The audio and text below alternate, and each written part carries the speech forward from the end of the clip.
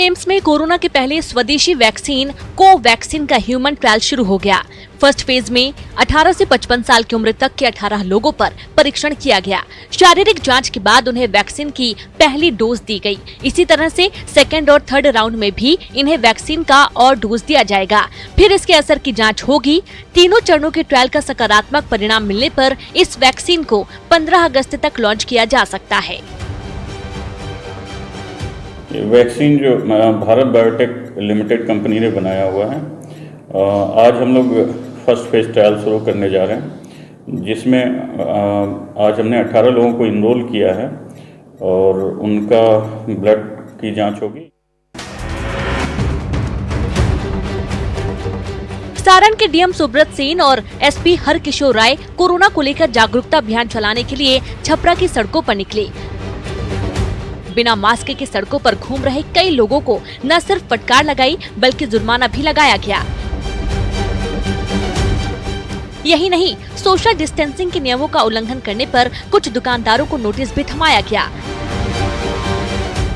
DM और SP की संयुक्त कार्रवाई से शहर में हड़कंप मच गया। जिन्होंने मास्क नहीं पहन रखा है, जिनकी दुकान में ज़्यादा लोगों की भीड़ भाड़ है बिना मास्क पहने हुए, तो आज ऐसी दुकानों को हम लोग बंद भी कराएंगे, फाइन भी लग रहा है। तो ये सारी प्रक्रिया है, आगे भी चलती रहेगी।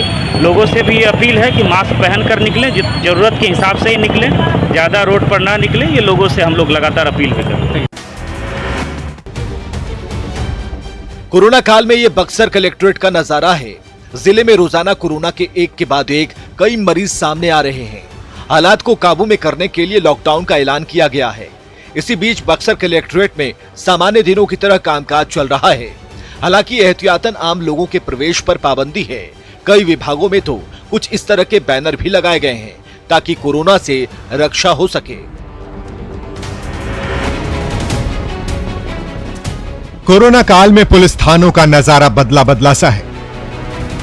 पूर्वी सिंहभूम के कई पुलिस जवान कोरोना पॉजिटिव पाए गए हैं। ऐसे में कोरोना से बचाव के लिए पुलिस ने नई तरकीब निकाल ली है। थाने के आसपास बैरिकेडिंग की गई है। बाहरी लोगों के प्रवेश पर न सिर्फ पाबंदी लगा दी गई है बल्कि कई लेटर बॉक्स भी टांगे गए हैं। आप अपना लिखित शिकायत इसमें डालिए, पुलिस जरूरी कार्रवाई करेगी। किसी प्रिकॉशन के मद्देनजर हम एहतियातन तौर पे कदमा थाना क्षेत्र में जो आने वाले फरियादी हैं उनसे अपील कर रहे हैं कि मास्क लगा कर आएँ और अपना कंप्लेन जो है बॉक्स में डालें और उसके बाद हम उस कंप्लेन को पढ़ते हैं और तुरंत कार्रवाई उस पर संपन्न करते हैं। भागलपुर में कोरोना से हालात लगातार भयावह होते जा रहे हैं। रोजाना कई मरीज मिल रहे हैं। स्थिति को नियंत्रण में करने के लिए भले ही प्रशासन ने लॉकडाउन लगाने का ऐलान कर दिया हो, लेकिन मिर्जान हाट में इसका कोई असर नहीं दिखता। गाड़ियों और आम लोगों की आवाजाही बदस्तूर जारी है। और तो और सब्जी मंडी सजी हुई है और खरीदारी के लिए लोगों की भीड़ भी है। दरभंगा के सकतपुर में कमला नदी पर बांध टूटने की अफवाह फैलने से हड़कंप मच गया। अधिकारियों के फोन दिन भर घनघनाते रहे। बाढ़ नियंत्रण विभाग के इंजीनियर खोजबीन में जुटे रहे, लेकिन अंततः खबर झूठी निकली। ऐसे में बाढ़ नियंत्रण विभाग ने अफवाह फैलाने वालों पर सकतपुर थाने में एफआईआर दर्ज करवा दी है।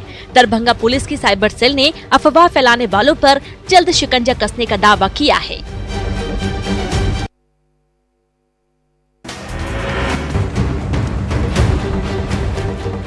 नेपाल के तराई इलाकों में भारी बारिश के चलते मोतिहारी में दुधौरी और तिलावे नदियों में इन दिनों कुछ इस कदर उफान है। इन नदियों में इतना पानी आ गया है कि नरकटियागंज के पास जमींदारी बांध पानी का दबाव नहीं झेल पाया, तो श्रीखंड के पास तिलावे नदी का तटबंध टूट गया। इसका नतीजा ग्रामीणों को भुगतना पड़ रहा है। आसपास के कई गांवों में बाढ़ का पानी घुस गया है और सैकड़ों एकड़ फसल डूब गई है। पीड़ित ग्रामीणों ने सरकार से राहत और बचाव कार्य तेज करने की मांग की है।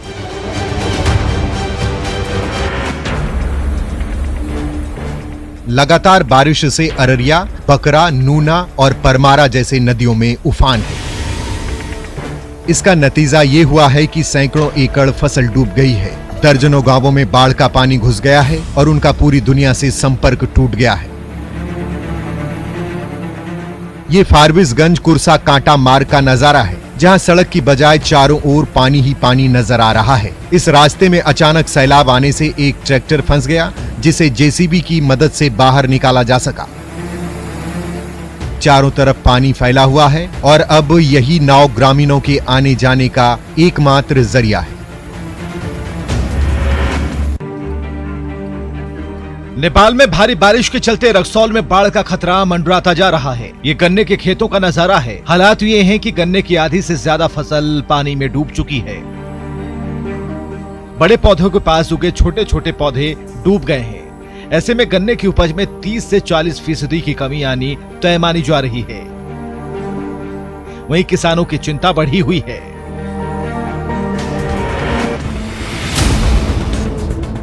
दरभंगा के घनश्यामपुर में बाढ़ के हालात भयावह हो गए हैं।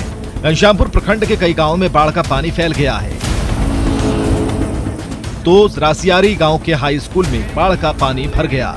टापू बन चुके इन गांवों में आने जाने के लिए नाव ही एकमात्र सहारा है। जरूरत की चीजें इन्हीं नावों से पूरी की जाती हैं। पानी की रफ्तार इसी तेजी से अगर बढ़ता रहा तो आने वाले दिन में हालात और खराब हो जाएंगे। हालांकि दरभंगा जिला प्रशासन की तरफ से प्रभावित गांवों में बचाव और राहत कार्य तेजी से चलाए जा रहे हैं।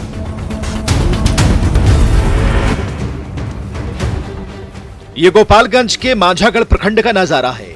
नेपाल और उत्तर बिहार में मूसलाधार बारिश से गंडक नदी उफान पर है। ऐसे में तटबंध के अंदर बसे दर्जनों गांवों में बाढ़ जैसे हालात हो गए हैं। माझागढ़ और कुचायकोट प्रखंड के गांवों में आने जाने वाले रास्तों में कमर तक पानी भरा है, जिससे गुजरना खतरे से खाली नहीं है। हालांकि प्रशासन ने राहत और बचाव कार्य चलाने का दावा किया है। मुजफ्फरपुर के औराई प्रखंड के दर्जनों गांवों में बाढ़ से हालात भयावह हो गए हैं। बागमती और लखनदेई नदियों में उफान के चलते सैकड़ों गांवों में बाढ़ का पानी घुस चुका है और हजारों की आबादी बाढ़ में घिर चुकी है। ऐसे में प्रभावित गांवों के ग्रामीण अपने सामान और पशुओं के साथ पलायन करने को मजबूर हैं। प्रशासन की ओर से अब तक राहत और बचाव कार्य प्रभावी तरीके से शुरू नहीं किया जा सका। ऐसे में प्रभावित ग्रामीणों की मुश्किलों का ठिकाना नहीं है। ये मगरमच्छ बगहा के शास्त्री नगर मोहल्ले में पकड़ा गया है। इसने 2 बकरियों को निवाला बनाया तो 2 लोगों को घायल कर दिया। दरअसल गंडक नदी का जलस्तर बढ़ने के साथ ही ये मगरमच्छ बगहा शहर तक पहुंच गया और पूरे इलाके में खलबली मच गई। इसी बीच वन विभाग की टीम मौके पर पहुंची और मगरमच्छ का रेस्क्यू किया, फिर उसे गंडक नदी में छोड़ दिया गया। साहिबगंज में गंगा नदी में आई बाढ़ से पशुचारे की किल्लत हो गई है और पशुपालक बेहद परेशान। यही नहीं, दियारा इलाके में मवेशियों पर कई तरह की बीमारियों ने हमला कर दिया है, जिससे कई पशु बेमौत मारे जा रहे हैं। लेकिन समय पर ना तो वैक्सीन मिल रही है और न कोई दवा। ऐसे में पशुपालकों की चिंता बेहद बढ़ गई है। इस विकट हालात में साहिबगंज के पशुपालन महकमे ने भी वैक्सीन को लेकर हाथ खड़े कर दिए हैं।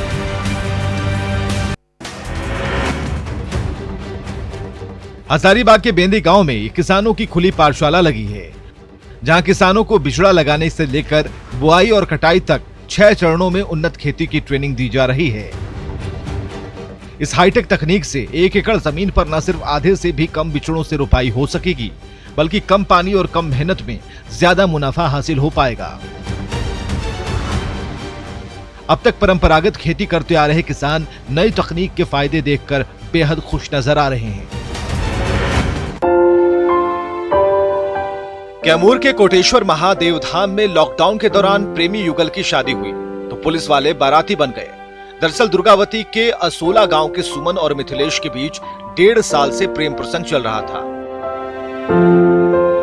लेकिन बात जब शादी तक पहुंची तो प्रेमी ने इनकार कर दिया। ऐसे में प्रेमिका सुमन को पुलिस का दरवाजा खटखटाना पड़ा। आखिरकार पुलिस की पहल पर लॉकडाउन के दौरान प्रेमी जोड़े एक हो गए। अब प्रेमी युगल की खुशी का ठिकाना नहीं है। जंगल और पहाड़ से घिरे पलामू में खेतों में मिट्टी की खुदाई के दौरान दुर्लभ खजाना मिलने से सनसनी मच गई। दरअसल पाकी के नौडिया गांव में खेत की खुदाई चल रही थी। इसी दौरान खेत के भीतर धातु का घड़ा मिला। उसे खोला गया तो उसमें मुगलकालीन दुर्लभ सिक्कों का खजाना मिला। बाकी पुलिस ने चांदी के इन सिक्कों को जब्त किया है। इसे जांच के लिए जल्द ही पुरातत्व विभाग के पास भेजा जा सकता है। जो औरत लोग सिंदूर वगैरह लगाती है ना, वैसे वही किया हुआ है, उसी में सिक्का मिला है, जो कि वो जमीन समतलीकरण के क्रम में वो मिला है। यह है रोहतास के विक्रमगंज थाने का नशेड़ी हवलदार रामकरण राम। शराब के नशे में चूर होकर वो शव का पोस्टमार्टम कराने सासाराम सदर अस्पताल पहुंच गया। इस पर मीडिया ने सवाल दागा तो वो आग बबूला हो गया, लेकिन अगले ही पल गश्त खाकर फर्श पर गिर गया। स्वास्थ्य कर्मचारियों ने उन्हें संभाला, लेकिन शराब के नशे में वो वर्दी का रौब दिखाता रहा और तस्वीर ले रहे कैमरामैन को गालियां भी दी। क्या बोले? दरअसल विक्रमगंज पुलिस ने 55 कार्टन अंग्रेजी शराब जब्त की थी। इसमें से कुछ बोतल घटक कर वो ड्यूटी करने पहुंचे थे।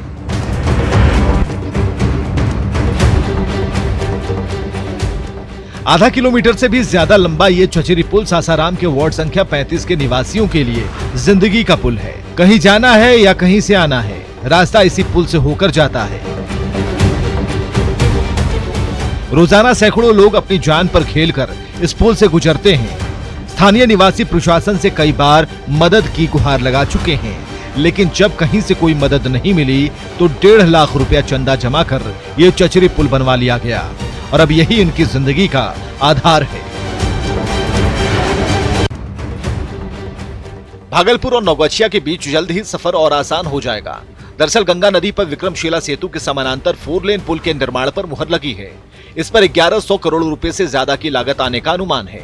इससे न सिर्फ बिहार के 10 जिलों के साथ नॉर्थ ईस्ट के राज्यों से सीधा संपर्क और मजबूत होगा, बल्कि जाम की समस्या से निजात मिलेगी। 4 साल के भीतर इस महत्वाकांक्षी पुल का निर्माण पूरा करने का लक्ष्य तय किया गया है।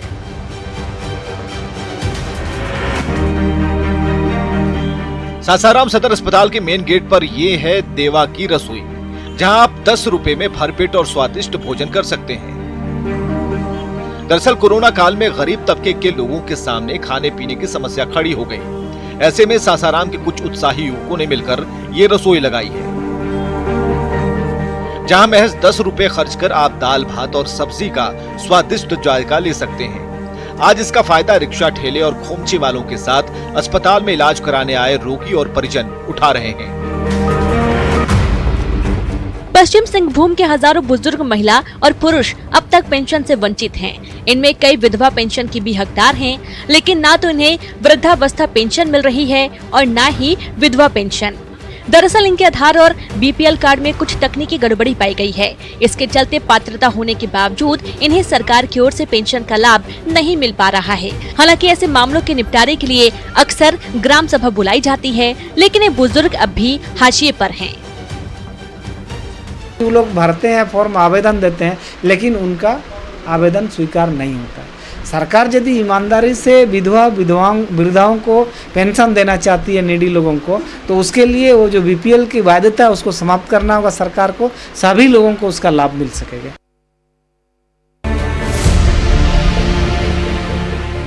गोड्डा का स्वास्थ्य महकमा सुधरने का नाम नहीं ले रहा है। बूढ़ी कूरा पंचायत में 1 साल से नए स्वास्थ्य भवन बनकर तैयार है, लेकिन लापरवाही का आलम यह है कि यहाँ का स्वास्थ्य उपकेंद्र अब भी 2 कमरों के पुराने जर्जर भवन में ही चलाया जा रहा है।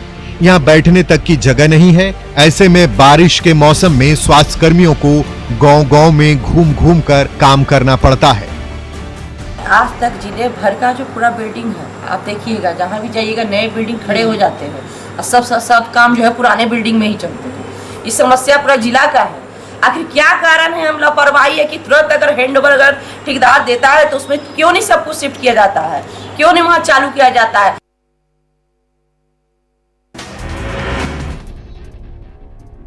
मायानगरी मुंबई की सड़कों पर चल रहे एक ऑटो का वीडियो इन दिनों खूब वायरल हो रहा है। ये ऑटो रिक्शा आम ऑटो से बिल्कुल अलग है, या यूं कहें कि पूरी तरह से हाईटेक है। हालांकि वाईफाई जैसी सुविधा वाले ऑटो रिक्शा पहले भी देखे जा चुके हैं, लेकिन ये ऑटो जरा हट के है। इसके पीछे एक बोर्ड पर लिखा है कि ये मुंबई का पहला होम सिस्टम ऑटो रिक्शा है। इतनी खूबियों वाला ये ऑटो रिक्शा टेक महिंद्रा के मालिक आनंद महिंद्रा को इतना पसंद आया कि उन्होंने अपने ट्विटर हैंडल पर इसका वीडियो शेयर कर दिया और कैप्शन लिखा कि कोविड-19 ने स्वच्छ भारत को बढ़ावा दिया है। वैसे इस हाईटेक ऑटो को कोरोना महामारी को ध्यान में रखकर ही तैयार किया गया है, ताकि इसमें बैठने वाली सवारियां कुछ खाने के बाद सड़क या रास्ते पर किसी भी तरह की गंदगी ना फेंके, खुद भी साफ रहे और मुंबई को भी स्वच्छ रखे।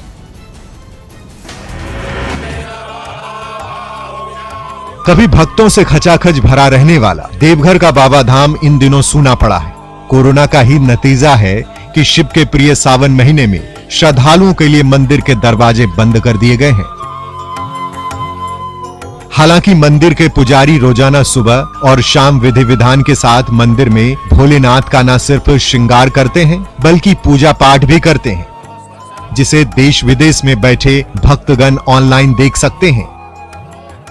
पहले दूसरी सोमवारी की आप सभी को बहुत बहुत शुभकामनाएं। और जैसा कि इस वर्ष हम लोग सुबह और शाम की जो सरकारी पूजा होती है उसका हम लोग ऑनलाइन दर्शन करवा रहे हैं। और आज भी सुबह जो सरकारी पूजा हमारे पुरोहितों ने की उसका, और शाम में जो श्रृंगार पूजा होगी बाबा की, उसका ऑनलाइन दर्शन लोग देख सकेंगे।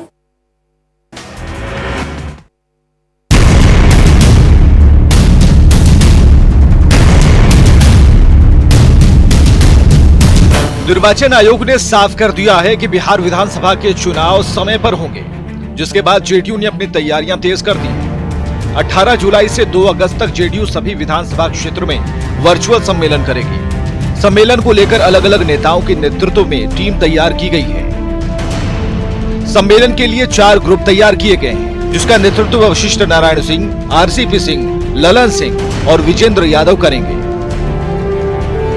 हर ग्रुप में 4 से 5 मंत्री या नेता शामिल होंगे।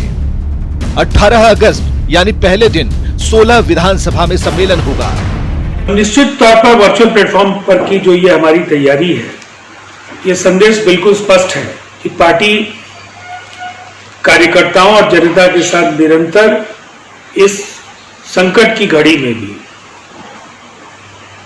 संवाद स्थापित करती रही है और चुनाव तैयारियों को लेकर ये एक महत्वपूर्ण पहल साबित होगा। जेडीयू की वर्चुअल सम्मेलन पर विपक्ष सवाल खड़ा कर रहा है।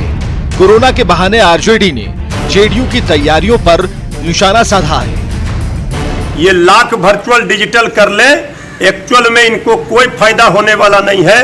बिहार की जनता ने मन बना लिया है कि जेडीयू का राजनीति बिहार विधानसभा चुनाव के बाद साफ कर दिया जाएगा।